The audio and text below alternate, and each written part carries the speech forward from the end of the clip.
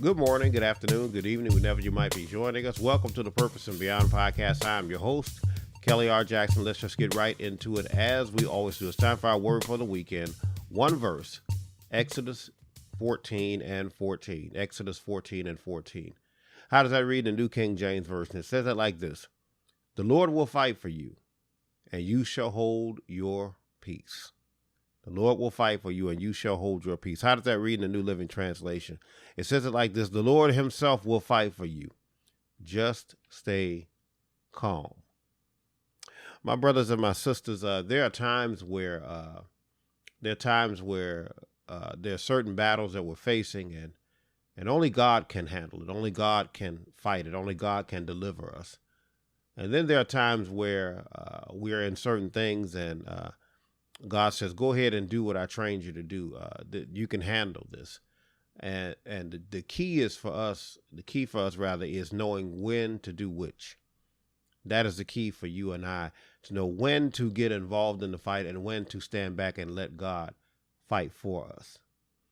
And it's so critical that we understand this because, sometimes we put our hands on things that God doesn't want us to have our hands on. And then there are times where God wants us to get involved in the fight, and we, in fact, sit on our hands. And so it's important that we know when to do which. But I would suggest to you that if there's certain things that come along that we can just use, not just our spiritual sense, but our common sense. And we could say, you know what, if you could have fixed this, you would have already fixed it. In fact, there's a good chance if you could have fixed it, you probably would have kept yourself out of this trouble in the first place. And so there's certain things that come along, and it's a hard battle. It's a challenging battle. And we keep trying to put our hands on it. We keep saying, how come this won't work out? How come this won't go the way that I want it to? And it may just be one of those things that God has to do for you. You're facing something that God has to handle. And by the way, God has said he would handle. We see right here in the text on today that there are certain things that God says, if you just stand still, if you just let me do what I'm going to do, if you just let me be God, I'm going to make something happen. I'm going to make it happen in your favor. If you just let me be God in this moment in your life, you're going to find yourself delivered out of a problem that you couldn't even see your way out of. You're not even quite sure how you got here in the first place. If you just stand back and just let me be God and let me do what I'm going to do, I promise you that victory will be assured. But if you keep meddling when I told you to mind your business, if you keep putting your hands on things and I told you to take your hands off of, you're going to find yourself dealing with it over and over and over again. Let me say to you very quickly in this particular text that we see, every now and then we like to make sure that we give you context for the text. You see in the book of Exodus here, you see these children of Israel, and they've been delivered out of the hands of Pharaoh, and they're facing the Red Sea. And they're unsure about how they're going to get out of the situation because there's the Red Sea in front of them, and Pharaoh's army is behind them. And I'm just a firm believer that every now and then God leads us to the place, because by the way, they were led to this place. I'm just a firm believer that every now and then God leads us to a place where we don't have any choice but to trust him. There's danger all around you, and you're actually boxed in. And God says, it's in this moment, you're going to have to trust me. Every now and then, God leads you to a place where there's no way out but through his hand. Not your hand, not your intellect, not your wisdom. The only way for you to get out of this is for you to trust God and trust that he will make a way out of no way, that he will fight this battle for you, and that he will, in fact, deliver you. That's what we children of Israel find themselves at in this moment, because, again, God has hardened the heart of Pharaoh. He sent his army after them. And it is so critical, because let me explain this to you very quickly before we run out of time on today. It's so critical because sometimes God has to box us in. And what do you mean when you say that, Pastor? Sometimes God has to box us into certain places so that we can depend on him, because if God doesn't box us in sometimes, we'll go back to the thing that had us bound.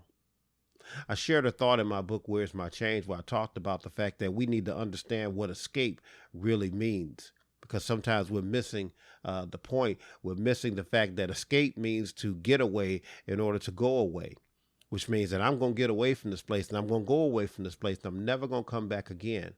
And sometimes we fail to understand what escape really means. Escape means that I don't want any parts of this anymore. And if I ever get out of here, I'm going to go away from this place and I'm going to never return.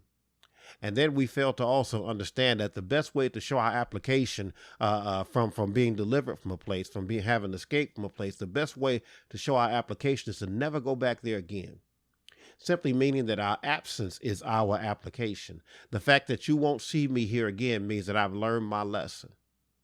And I just believe, y'all, that sometimes that we are trapped in places of pain. We're trapped in places of discomfort. We're trapped in places that God don't even want us to be in because we refuse to allow that absence to be application. And then God has to come along and he has to box us in and make it to where we have to depend on him because we are insistent on being back in bondage. And so this, my brother, my sister, again, deliverance, it's a strange thing. Deliverance doesn't always look like deliverance. Sometimes deliverance looks like God putting you in a place where there's an army behind you and there's a Red Sea in front of you. And there's nothing that you can do but wait on God. Sometimes deliverance is God putting you in a spot. Sometimes deliverance is God putting you in a place where you're uncomfortable, where you don't want to be in anymore. And you keep saying, God, I want you to not have me in this place anymore. And God is saying, in this moment, if you want to be delivered, you're going to have to trust me. You can't tell me what you want. You can't tell me how to fix it. In this moment, you're going to have to stand still and watch me fight for you. It's in this text that we see God do something miraculous in the middle of a tight spot, in the middle of a space where people are sitting there and they're saying to themselves, I don't know how I'm going to get out of this. I don't know when this pain is going to stop. I don't know when I'm going to be able to escape from here because there's an army behind me and there's a Red Sea in front of me. And God is saying, the only way for you to get out of this is to be still. And can I add something to it? And be quiet. The only way for you to get out of this is to stand still and hold your peace. Stand still and be calm, as the text says.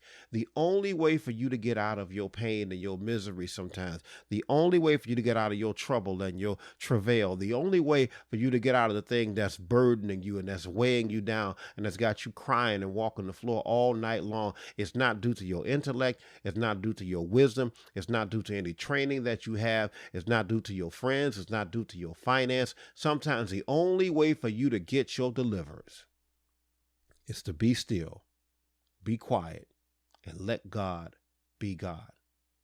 Stop fighting him through the process. Stop complaining about where you are because you can't see a way out. God says here, if you just be still, I'm going to fight for you. And before you know anything, and I'm done when I tell you this, you'll look up and God will have cleared a path for you. He will have made a way out of what seemed to be no way. But you got to be willing to take your hands off of it. Every now and then, God puts you in a place where you can't get out without him. And it's a reminder to us that we have to trust God and that we have to know that when he says he'll fight for you, he will fight for you. You may not know how you're going to get out of this trouble, but if you stand still and let God fight, and by the way, do it without murmuring and without complaining, just stand still and let God do what he's going to do and watch your deliverance happen. And when you get out of that place, my brother, my sister, don't you desire to go back into bondage? Don't you desire to go back to that place that God has delivered you from? You got to remember what it means to escape. You get away to go away. I pray that blesses you all on today. Let's stop right there. That's all the time we've got for our word for the weekend. I pray that you all were blessed by that. Very quickly, let me give you our tag as we always do. If you'd like to keep up with us, the best way to do that, check us out at the ministry's website, www.krjministries.org. Again, www.krjministries.org. If you'd like to purchase any of our written works, check us out at the publishing website, www.krjpublishing.com. Again, www.krjpublishing.com. Wherever you listen to this podcast, we encourage you, hit that subscribe button, so that you know when new episodes become available. Wherever you're streaming us, we would love to have you be a subscriber to the Purpose and Beyond podcast. Share it on your social media timeline if you don't mind, and tell somebody if you've been blessed by the Purpose and Beyond podcast. We would definitely appreciate that. If you're watching this video on the Kelly R. Jackson Ministries YouTube channel, hit that subscribe button there as well. Again, we'd love to have you be a subscriber. That way you know when the Word for the Weekend videos are up and our Monday morning discipleship videos. Listen, if you'd like to become a patron of this podcast, you can do so by visiting www.patreon.com/purpose and beyond. Check out the different levels of sponsorship that we offer, some as little as $5 per month. If you don't desire to do the Patreon thing and you want to sow in a more traditional way, you can go to that ministry's website, www.krjministries.org/donate, and you can donate to us there as well. And again, as little as $5 a month will be a blessing to this ministry, and we would definitely appreciate you for doing so. Again, we want to make sure that we invite you all to come to church with us each and every Sunday morning at For the Kingdom Christian Church, where I am the pastor. We stream our services every Sunday morning at 10 a.m. Eastern on our Facebook page. Find us by searching For the Kingdom Christian Church or at FTK Church, or you can find our YouTube channel by searching For the Kingdom Christian Church. Subscribe there as well, and we would love to have you be in service with us every Sunday morning at 10 a.m. Eastern.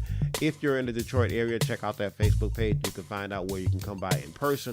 We would love to see your face.